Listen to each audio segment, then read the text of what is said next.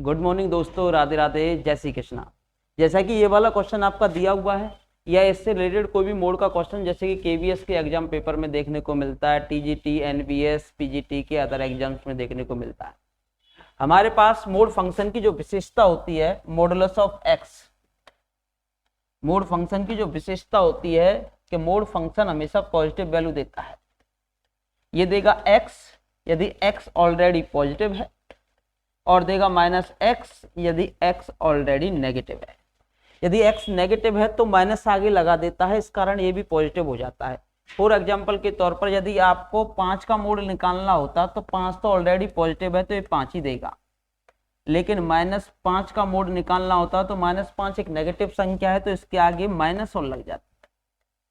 क्या लग जाता? माइनस, क्योंकि आगे क्या लगा देता है? माइनस लगा देता है, इस कारण इसके आगे माइनस और लग जाता है, इस कारण ये पॉजिटिव वैल्यू देता है। हमेशा मोड फंक्शन को याद रखेंगे कि हमेशा कैसी वैल्यू देगा? Positive value. अब इस टाइप का कोई भी क्वेश्चन आए एग्जाम पेपर में तो सबसे पहले सीधे फैक्टर कर लो।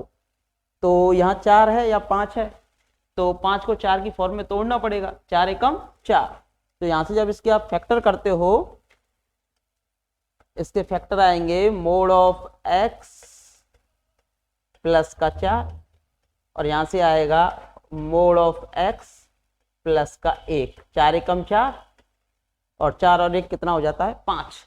तो यहाँ से मोड ऑफ x की जो वैल्यू है वो निकल के आएगी आपकी माइनस का 4 और यहाँ से मोड ऑफ x की जो वैल्यू है वो निकल के आएगी माइनस का 1। तो मुझे बताओ, क्या मोड कभी नेगेटिव वैल्यू दे सकता है? क्या नहीं? क्या मोड कभी नेगेटिव वैल्यू दे सकता है? क्या नहीं?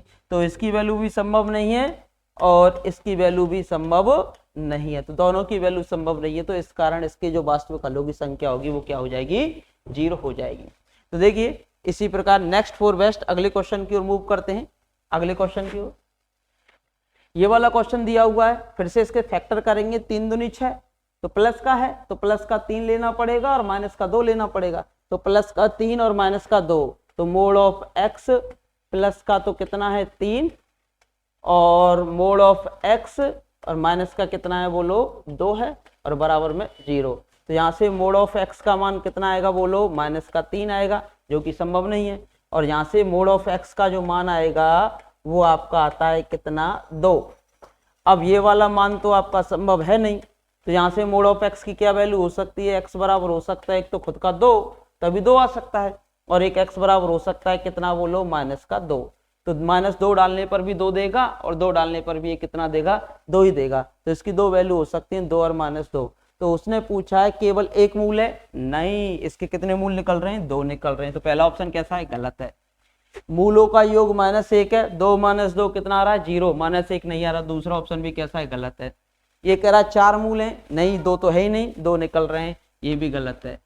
मूलों का गुणनफल -4 है, 2 × -2 कितना हो जाएगा? -4। सही बात है भाई, मूलों का जो गुणनफल है वो कितना है? -4 है। तो ऑप्शन नंबर 3 आपका कैसा हो जाता है? बोलिए, सही हो जाता है। नेक्स्ट फॉर बेस्ट आगे की तरफ बढ़ते हैं अगले क्वेश्चन की ओर। जैसे कि ये वाला क्वेश्चन दिया हुआ है, इसका फिर से फैक्टर करेंगे। 2 एकम 2, ये माइनस का 3 बनना चाहिए, तो 2 एकम 2 यानी कि मोड ऑफ x माइनस का 2 और मोड ऑफ x माइनस का 1। 2 एकम 2 मल्टीपल पे 2 आना चाहिए, तो यहां से मोड ऑफ x की वैल्यू एक तो आ गई आपकी 1 और एक मोड ऑफ x की वैल्यू कितनी आ गई? यहां से 2। अब यहां से x के कितने मान निकलेंगे? 2 निकल सकते हैं, पॉजिटिव वैल्यू आ सकती है 1 और एक कितना आ सकता है? -1। और यहाँ से x के 2 मान निकल सकते हैं, एक तो 2 और एक x का मान निकल सकता है कितना? -2। तो कितने मूल हो गए? 4। तो हलों की संख्या पूछे तो हलों की संख्या कितनी हो जाती है? यहाँ पर 4 हो जाती है। तो यहाँ पर जो हलों की संख्या हो जाएगी वो आपकी कितनी हो जाएगी बोलो? 4 हो जाएगी। अगले क्वेश्चन की ओर बढ़ते हैं, नेक्स्ट फॉर बेस्ट। अब ये वाला क्वेश्चन दिया हुआ है, x के सभी वास्तविक मान जो समीकरण को संतुष्ट करते हैं का योगफल है। x के सभी वास्तविक मान जो समीकरण को संतुष्ट करते हैं का योगफल है, तो x के सभी मान निकालने पड़ेंगे, फिर उनका योगफल निकालना पड़ेगा। आप जानते हो a की पावर v अगर कोई भी मान दे रखा है, कुछ चीजें पहले वो सीख लेते हैं आप। a की पावर v का मान 1 कब हो सकता है? जब a 1 हो, यदि a बराबर कितना हो? 1 हो, a बराबर 1 है तब इसका मान 1 हो सकता है। a का मान तो कितना हो, -1 हो, और v कैसा हो, सम संख्या हो। -1 की पावर सम संख्या भी कितना आता है बोलो, 1 ही आता है। फिर और कब बन सकता है बोलिए, 1 a की पावर v पर कितना बनना चाहिए, 1 बनना चाहिए। और कब बन सकता है, किसी संख्या की पावर अगर 0 लगाई जाए, यानी कि a की पावर 0 पर भी कितना बन सकता है, 1 बन सकता है। तो 3 केस में ही हमारा 1 बन सकता है। तो 3 केस में 1 कब बन सकता है कि भाई ये मान कुछ भी हो और पावर कितनी हो जाए, 0 हो जाए, यानी कि पावर 0 हो जाए, यानी कि x² + 4x माइनस का 60 बराबर कितना हो जाए, 0। तो इसके फैक्टर होंगे 10 × 6 यानी कि 60। तो यानी कि प्लस का ज्यादा है, तो यहाँ से होगा x + 10 और x - 6, तभी तो आपका कितना बचेगा, प्लस का 4।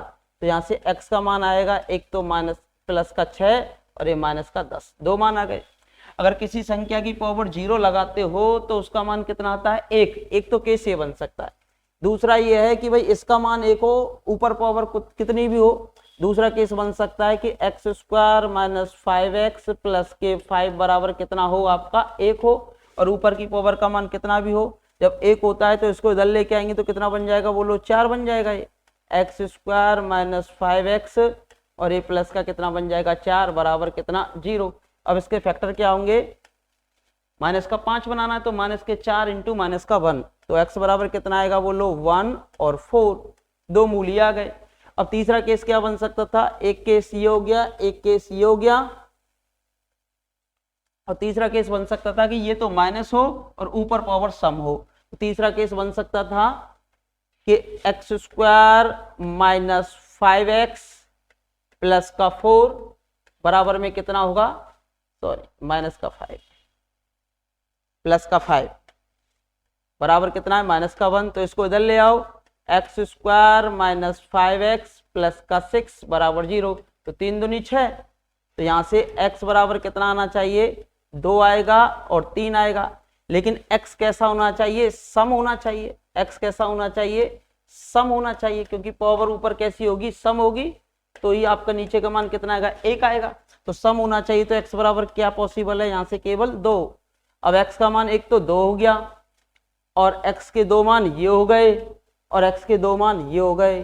तो सभी का योग पूछा था, तो सभी का योग जब आप निकालते हो तो -10 प्लस का 6 माइनस का 4, -4 प्लस का 4 यानी कि कट जाएंगे तो प्लस का 1 बचेगा, और प्लस के 1 में 2 जोड़ेंगे तो कितना हो जाता है बोलिए, 3 हो जाता है। प्लस के 1 में 2 जोड़ेंगे तो कितना हो जाएगा बोलो, 3 हो जाएगा। तो यही केस हमारे पास बनते हैं, और मूलों का योग जो होगा वो हमारे पास कितना हो जाएगा, 3 हो जाएगा। एक बार फिर से मैं इसको एक्सप्लेन कर देता हूं आपको, जिससे अच्छे से क्लियर हो जाए। थोड़ा स्पीड से बताया है मैंने आपको। मैंने कहा किसी संख्या की पावर अगर आप निकाल रहे हो, अगर वो 0 है तो हमेशा कितना आता है, 1। तो ऊपर वाली पावर का मान 0 कर देना, x² + 4x + 60 बराबर 0 करेंगे तो यहाँ से x के 2 मान आ गए। फिर मैंने कहा किसी संख्या का मान अगर 1 और उसकी पावर कुछ भी लगा दो तो भी 1 आता है, तो हमने दूसरे केस में इसका मान 1 मान लिया था, तो यहाँ से 1 और 4 दो मूल निकले थे। और तीसरा केस मैंने बताया था ये तो -1 हो और ऊपर सम संख्या हो, तो -1 के लिए सॉल्व किया, और चूंकि ये सम भी होना चाहिए तो सम 2 ही होता है, तो केवल 1 मान बचेगा। तो यहाँ से x बराबर 2, x बराबर 1 और 4, 6 और -10, तो यहाँ -4 बचेगा, और इन दोनों को जोड़ेंगे इसमें तो प्लस का 1 हो जाता है, और इसमें 2 को जोड़ेंगे तो कितना हो जाता है, प्लस का 3 हो जाता है। तो यहाँ से मूलों का जो योगफल है वो कितना आएगा बोलो, 3 आएगा। एग्जाम पेपर में पूछा हुआ क्वेश्चन था, काफी इंपॉर्टेंट क्वेश्चन था। तो इस टाइप के क्वेश्चंस और भी आपको मिलते रहेंगे। उजाला सर मैथ्स के नाम से यूट्यूब चैनल है, उसे लाइक और शेयर और सब्सक्राइब कीजिए, और साथ ही टेलीग्राम चैनल भी है। और एनएम क्लासेज की बिल्डिंग में UP, TGT, PGT, KBS, NBS और first grade, RPSC first grade, second grade के भी 25 जनवरी से बैच स्टार्ट हो चुके हैं। और चूंकि अभी हमारी इंगेजमेंट भी हुई, और साथ ही 11 फरवरी को हमारा जन्मदिन का भी प्रोग्राम रहता है, तो इस कारण यहाँ पर पुराने बच्चों के लिए और जो नए बच्चे आते हैं उनको काफ़ी छूट का प्रावधान किया गया है। तो बहुतायत मात्रा में आइए, ज्वाइन कीजिए उजाला सर को। अगर आपको इससे भी अच्छा सीखना है तो वो आप सीख सकते हो, मेरे बारे में सभी जानते हैं। आज के लिए धन्यवाद, नमस्कार, राधे राधे, जय श्री कृष्णा। नेक्स्ट वीडियो में नए अंदाज के साथ फिर से आएंगे आपके उजाला सर।